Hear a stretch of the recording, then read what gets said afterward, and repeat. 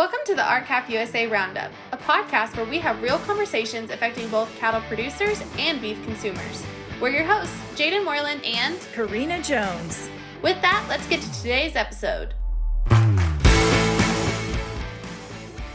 This episode features RCAP USA CEO Bill Bullard as we talk about MCOOL and the Label Our Beef Week of Action. Welcome back to the RCAP USA Roundup podcast. It is so good to be back. It has been a while. So here at RCAP, we have been just a little bit busy as we just got done with our 2022 National Convention, and it was absolutely phenomenal. Absolutely phenomenal.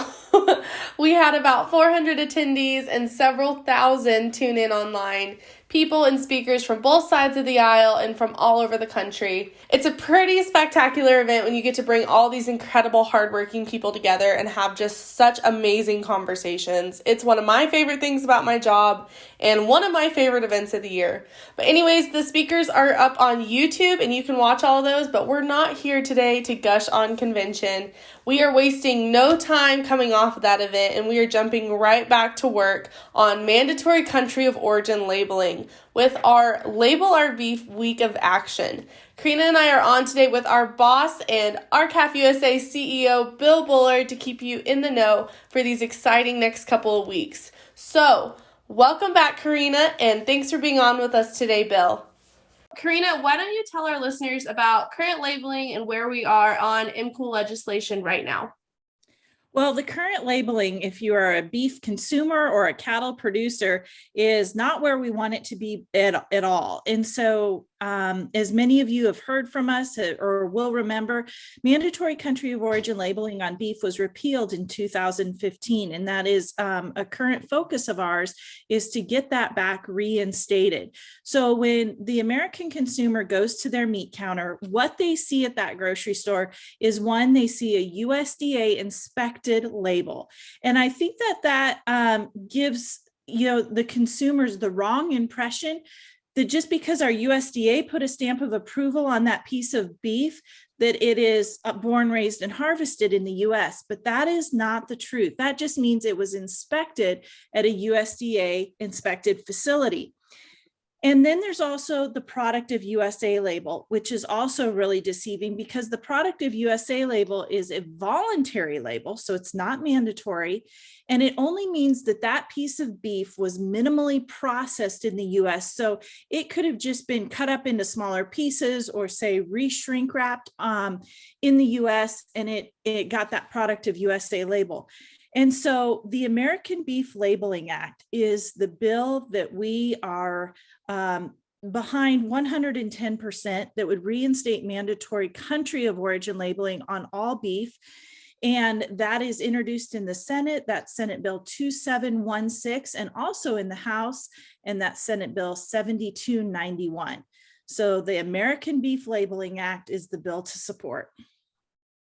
So Jaden, we have got, as we talk about support, now it's time to get into some action. Tell us what we have coming up this next 2 weeks and how people can get involved. Yep, so we have our Label Our Beef Weeks of Action, and that's a campaign I'm super excited about, and I think everybody else is too. So like you said, Karina, we're running it for 2 weeks starting September 5th, so starting on Labor Day, and finishing up on September 16th. So kind of our goal for this campaign was to get some momentum back going for MCOOL now that Congress is back in session from their recess, and then get Congress to act on that American Beef Labeling Act. And what that includes is we are working with our National MCOOL Coalition, which includes us and a bunch of other ag, trade, and other consumer organizations that support MCOOL. And so we also just introduced the Label Our Beef on the Label Our Beef website, an online form that automatically sends a pre-drafted message supporting and urging action on MCOOL to your senators and representatives. It's super easy and super fast. I was just showing my parents the other day and getting their forms filled out, and it took us 5 seconds each. So our goal over the next 2 weeks is to get 10,000 of those emails sent out. And we plan on promoting this pretty heavy through a social media campaign with graphics being shared across the coalition, social media platforms, and also with a Facebook Live.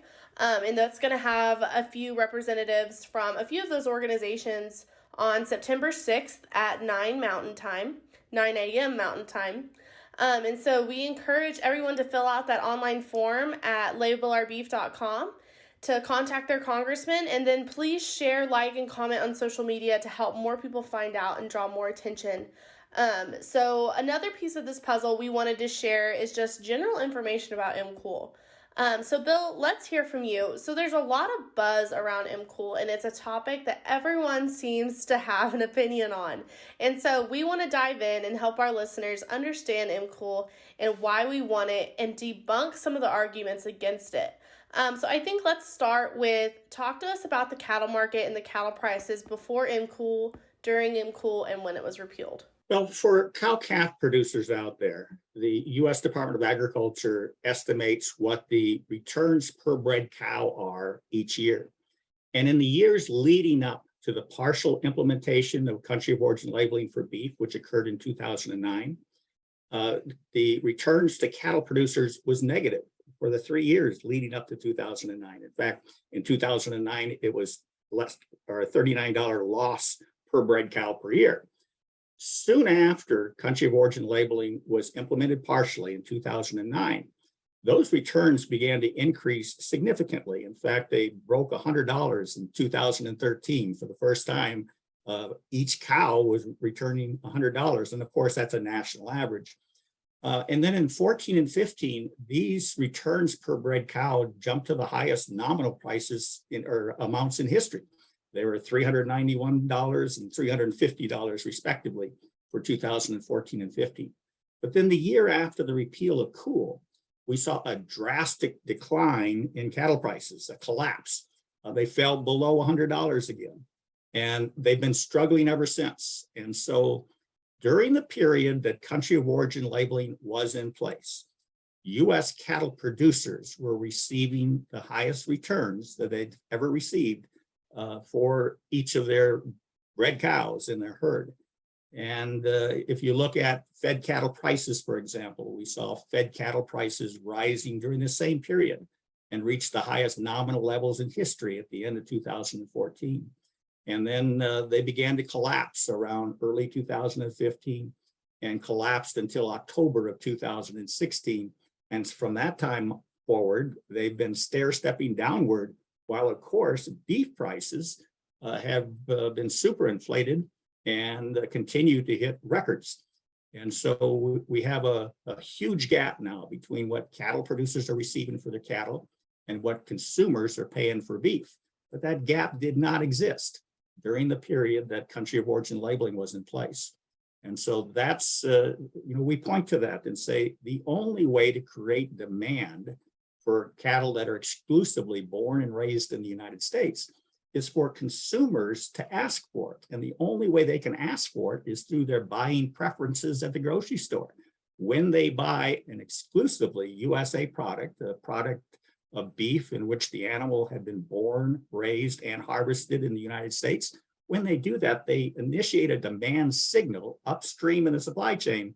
And the only way the meat packers can satisfy that specific demand is to go to the US cattle producer who is raising cattle that were born and raised in the United States. That's why this is such an important issue.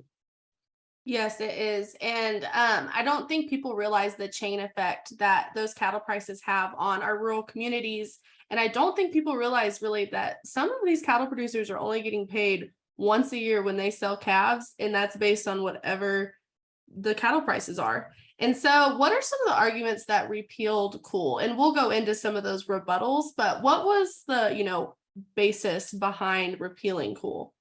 Well, the major reason that country of origin labeling was repealed is because Canada and Mexico had filed a complaint at the World Trade Organization alleging that our country of origin labeling law was discriminating against live cattle imports from Canada and Mexico. And the World Trade Organization agreed with Canada and Mexico and issued a ruling essentially directing the United States to either repeal the law or to significantly change it. And Congress chose to repeal it almost immediately. In June, the House of Representatives voted overwhelmingly to repeal COOL. And then later that year in December of 15 is when the repeal was included in the Appropriations Act. and it effectively removed beef from among all the other commodities that continue to be subject to the law and continue to provide consumers with information as to the origins of, for example, chicken.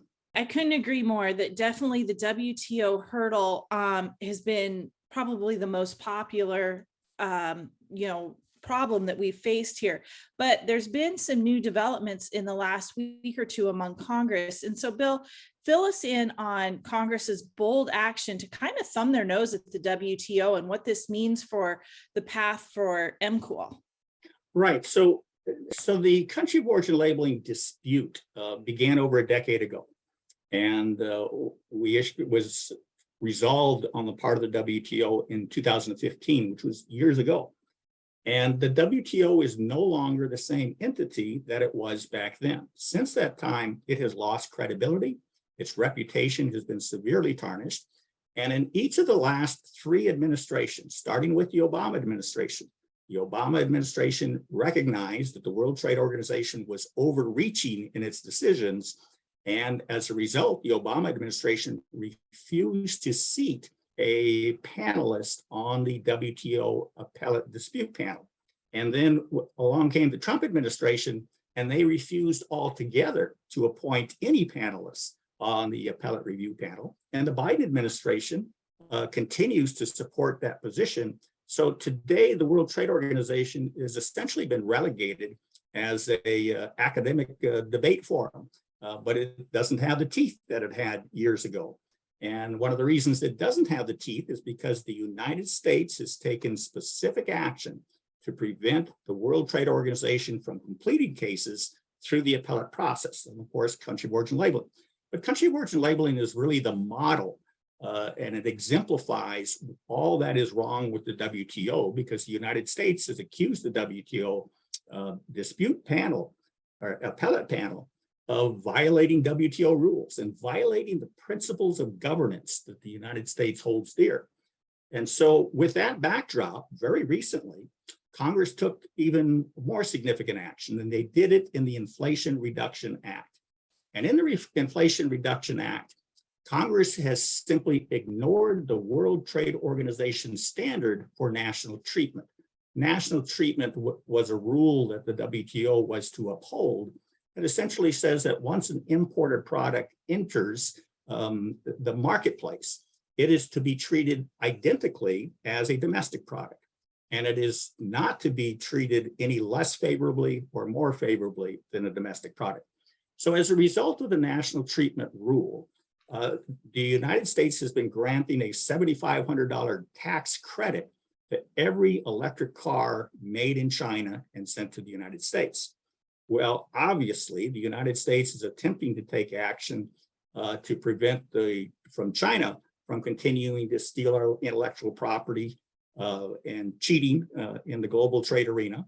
And so Congress passed this act and essentially ignored completely the national treatment requirement and said that the only cars that would be eligible for the tax credit in the United States, once it enters the United States, are those, for example, that were assembled in the United States. So there was a origin component requirement imposed that effectively shut out the tax credit availability to cars that are produced in communist China.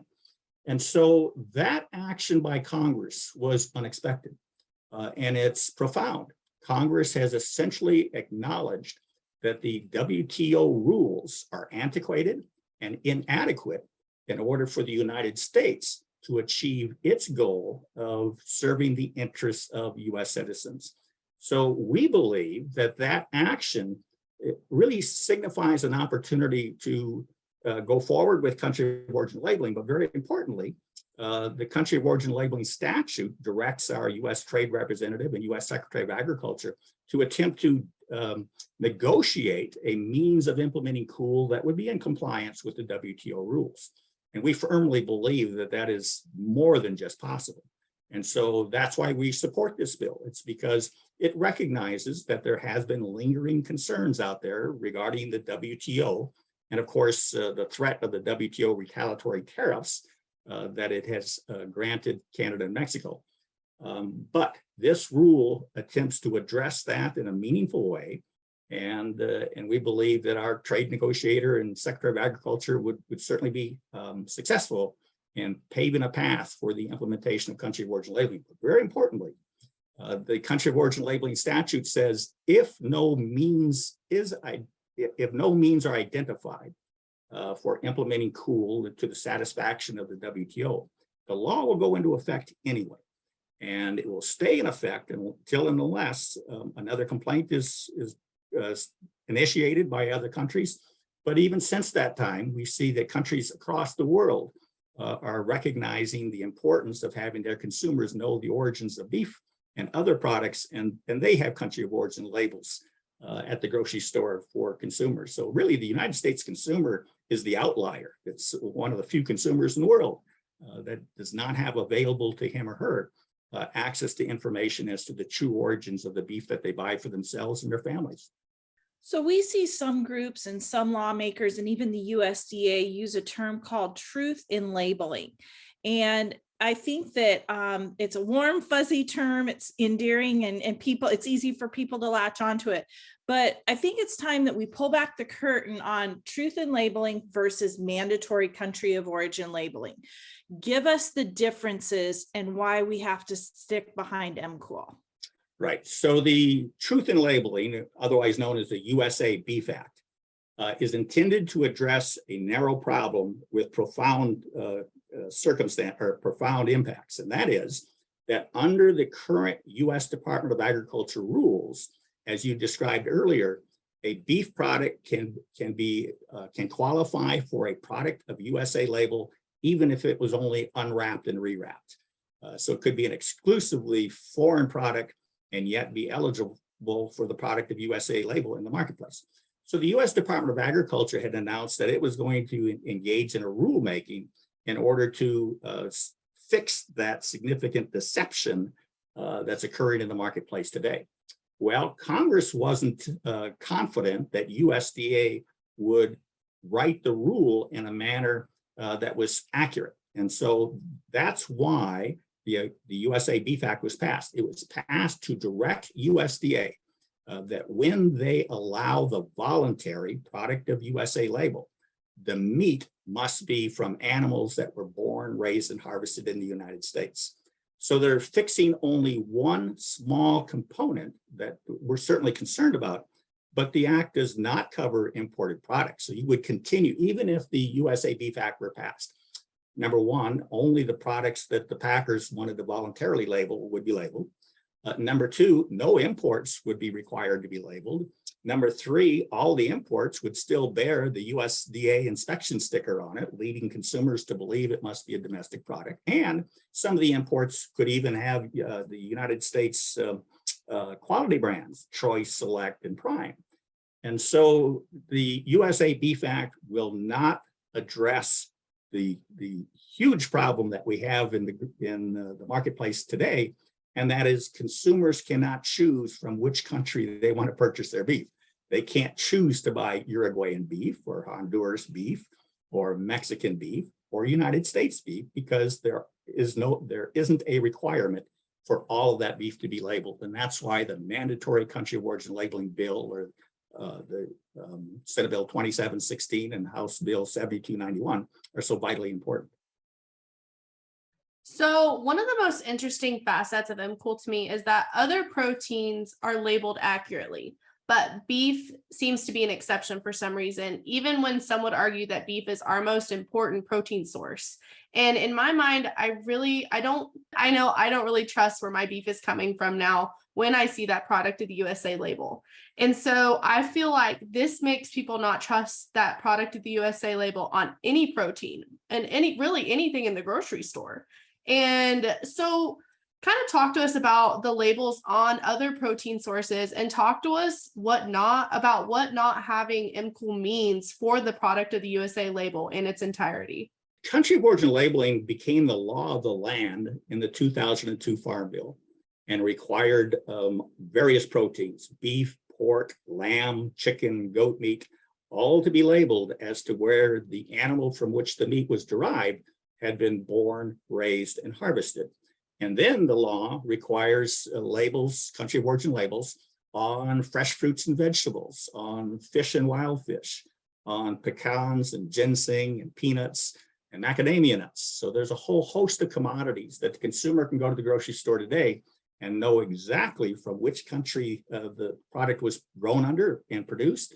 And that includes proteins like lamb, chicken, and goat meat. Consumers can go to their grocery store today and see the label that says this is a meat product that was born in country X or Y or Z and harvested. And so the consumer can choose to buy a product that is exclusively of US origin that would help strengthen the domestic supply chain, that will bolster our national security interests, food security in particular. And so, country of origin labeling is not only doable, it's being done and has been done for 2 decades. And so not having country of origin labeling means on beef, and the beef is an outlier along with pork, but consumers really have no idea where that beef product was being produced. And we import from 20 different countries, and the total volume of imports available to consumers in the United States of America is about 20% of our total production here. So imports are significant, have a huge impact, and we believe that consumers have a right to know the origins of beef, so they could choose whether they want to buy beef that is produced under the most stringent health and safety standards in the world, which is right here in the United States, or would they prefer beef from Costa Rica, Nicaragua, and Honduras, or Uruguay, Argentina, and Brazil? You know, and some of those countries have had some significant food safety problems, so consumers could choose to avoid those with a country of origin label. So that's just one, but the other is, if U.S. consumers wanted to support their farming and ranching neighbors, those who are producing food for them, they can choose the USA product knowing that it's going to create demand for the USA cattle. And so strengthening the supply chain, supporting our American family farmers and ranchers, and choosing the food safety regime that you're comfortable with are very important aspects that country of origin label would bring to the marketplace that does not now exist. So one of some of the other cattle associations' favorite arguments is, oh, well, it's just lean trim we're importing. What is your response to that, I guess? The majority is lean trimmings, a grinding product primarily from Australia and New Zealand. But the volume of beef that is imported into the United States that is of comparable quality as the United States, beef from Canada, for example, the cattle up there are comparable to US cattle, and therefore so is the beef. Those imports certainly are not a low quality grinding product. Neither is beef from some of the Australian feedlots that are emulating the United States and now grain feeding cattle. They're doing the same in Mexico and South America, recognizing that the grain-fed beef is coveted in the United States, and they believe that ours to be a lucrative market for them. And so the other important aspect is we see when total volume of imports, and even though the majority of those imports are a low-quality grinding product, we see a correlation between an increase in the volume of all imports and a decrease in domestic cattle prices. What that tells us is it isn't the type of beef that has the impact, it's the quantity. If the volume of imports increases, we can expect to see decreased cattle prices and vice versa. So the other thing I think that consumers care, and I think that the other side likes to say that they don't care, that, you know, they have these, you know, surveys that say they don't care. And I think going back to one of our favorite NCBA quotes, the beef is beef, whether it was born in, what is it, Montana, Manitoba, or Mazatlan or something.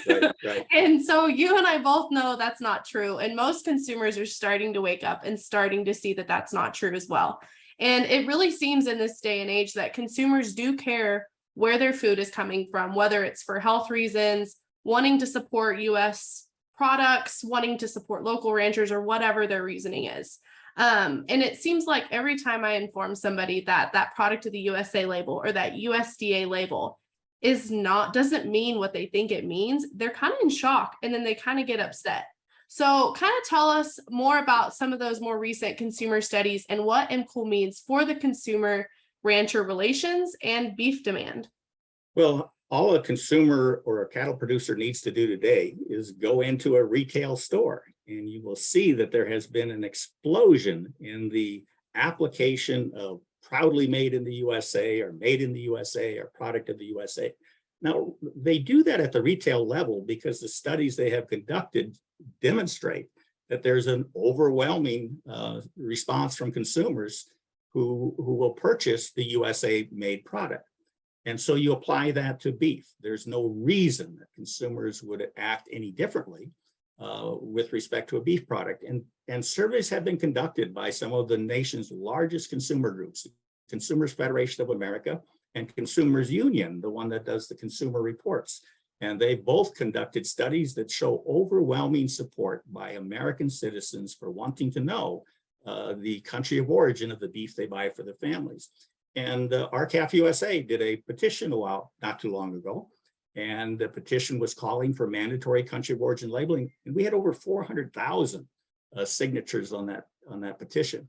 So all the factors that we have looked at clearly demonstrate that there is overwhelming and widespread support for mandatory country of origin labeling. One of the other consumer issues that I think magnified our supply chain issue and this labeling issue was definitely COVID. Bill, wouldn't you agree that after consumers saw empty store shelves, it kind of shook them awake to start becoming involved in how the domestic supply chain looks in America? So something to think about with that is how if we lose this domestic cattle industry and beef industry, there's going to be more empty shelves. Right. So consumers had a wake-up call during COVID, recognizing that the supply chain for beef was inadequate to serve our national food security interests. And one of the problems in the beef supply chain is that the are not a part of it at all. They simply are those who purchase the final product. They have no say. And so country of origin labeling actually empowers consumers at the marketplace to help strengthen the domestic supply chain, to help strengthen our nation's food security interests. And the way they do that is by selecting products that were produced in whole or in part in the United States. We want them to purchase the product that is exclusively produced in the United States. But very importantly, we're offering consumers a choice and letting them make the decision. And so they are then empowered to initiate demand for whatever product they choose to purchase in the grocery store. And so they can create demand for Uruguayan beef, USA beef, Canadian beef. And that's how a competitive market works. Consumers have choices in the marketplace, and it is the preference that they exhibit by their purchasing decisions that initiate demand signals that cause the entire beef supply chain to begin functioning. And the more consumers that will purchase the exclusively USA product will provide new opportunities to build new distribution channels for beef, to generate more packing plants in local and regional areas, and provide opportunities for aspiring farmers and ranchers to get into the industry. And so country of origin labeling is vital for that purpose as well. So, and as we peel back kind of the arguments and what we face as we, pursue reinstating MCOOL, another one has been, how can you support MCOOL but not support mandatory RFID? Let's talk to our audience about why these two issues are absolutely not coupled together. Right. And when the country of origin labeling bill was first passed in 2002, we specifically included language that said that the United States Department of Agriculture could not rely upon a mandatory animal identification system in order to affect labels on beef.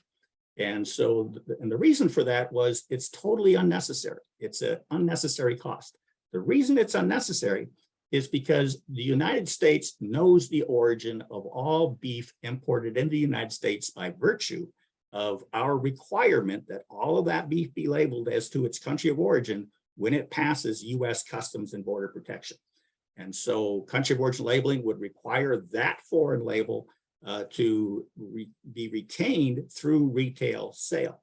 And for all of the live animals that are imported in the United States, we require them to be permanently marked with their country of origin. And the reason is because of disease problems, brucellosis, tuberculosis, and mad cow disease. Those pernicious diseases have caused us to require the identification of all imported animals, not only when they cross the border, but while they are here in the United States. It's unlawful to remove those foreign markings. So what that means is you could have what's called a presumption of domestic origin. And that is, if a live animal is presented for harvest to a packer, and that live animal does not have a permanent foreign marking on it, it could be none other than an animal that is born and raised exclusively in the United States. On the other hand, if the animal is presented with a Canadian marking, COPAN on the hip, or a Mexican brand, or a ear tag, official ear tag of Canada or Mexico, the packer knows immediately the origins of that animal. So that's why the use of a RFID or any other type of mandatory animal identification system on the domestic cattle herd is completely unnecessary for the efficient and accurate labeling of beef from all animals.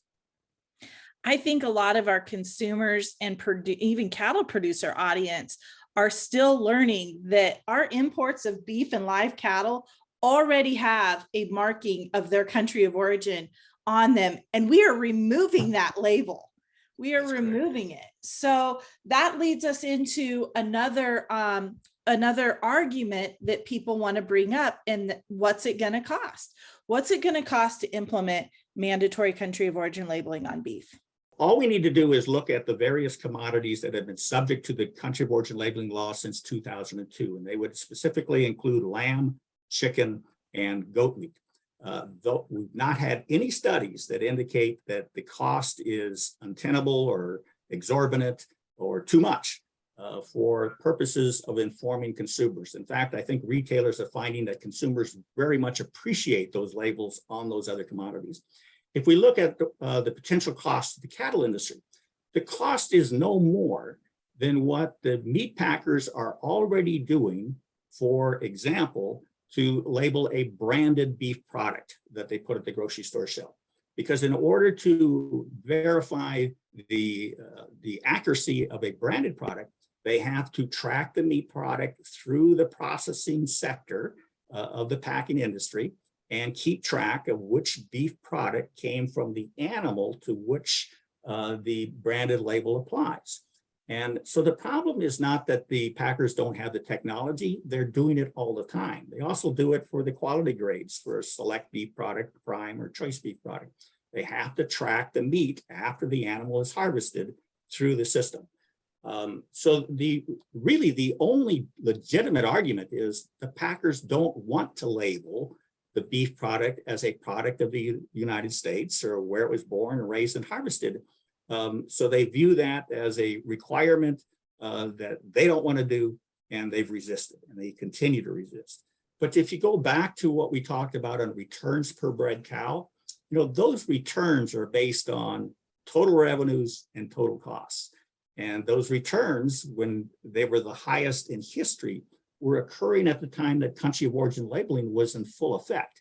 And clearly, it showed that the cost was negligible in that process, because producers were receiving at the time higher returns per bred cow while the country of origin labeling law was implemented. I think one could argue that it takes more effort to take it out of the packaging of where it came from instead of just carrying it down the line. I don't know. It just seems like a stupid argument to me. So we have effectively just spent, the last little bit peeling back and rebutting all of the arguments against mandatory country of origin labeling. Let's talk about the next steps. What has to happen to see the American Beef Labeling Act over the finish line and return profitability to the American cattle industry? Well, the first thing we need to do is build widespread support for the legislation in Congress. So the Senate bill, Senate Bill 2716, currently has 10 co-sponsors, 5 Republicans and 5 Democrats. The House bill has 2 Republicans and 1 Democrat. So not only do we need widespread support, we need bipartisan support. And the sponsors of these bills are working hard to pair up a Republican with a Democrat. So we have about an equal number of both parties represented. But we need more co-sponsors on both of these bills. We need more senators to join Senate Bill 2716 as a co-sponsor, and we need more House of Representatives to join HR 7291 for the same purpose, because the more co-sponsors that we can gather on these bills, the easier these bills will be enacted, and the easier they'll make it out of committee and then make it to their floor of their respective house and then be passed. Because as we know, many members of Congress do not have time to delve into all of these bills that they're voting on. But when they see a bill that has overwhelming support, they will have confidence that this is a measure that's good for America. And so it's critically important right now that we build support, and the way to do that is to convince more members of Congress to sign on as official co-sponsors of this legislation. Yep, and I think that brings us full circle back to our weeks of action. We appreciate Bill joining us today, and we appreciate him sharing his insights and knowledge with us. We hope you enjoyed today's episode on MCOOL, and we hope you participate in the Label Our Beef Weeks of Action to help us get some momentum and get some movement on the American Beef Labeling Act. To refresh your memory, those are bill numbers S2716 in the Senate and HR 7291 in the House. To get in contact with your senators and representatives, follow these steps. Visit www.labelourbeef.com. Click MCOOL campaign. Fill out the form with your name and information, hit next, and then you should see your senators and representative and a pre-drafted message expressing your support for MCOOL. All you have to do next is hit submit, and then tell your friends and family, and share, like, and comment on social media. This is so important for American ranchers and consumers alike, and we appreciate you and your support. Follow along for more information on MCOOL, and stay tuned in to the Label Our Beef Week of Action at RCAP USA on Facebook, Twitter, Instagram, LinkedIn, and YouTube. We will also be sharing on the Label Our Beef Instagram and Twitter and the Facebook page under the name USA Beef. Thanks for listening to today's episode of the RCAP USA Roundup. To learn more about RCAP USA, visit our website www.r-capusa.com.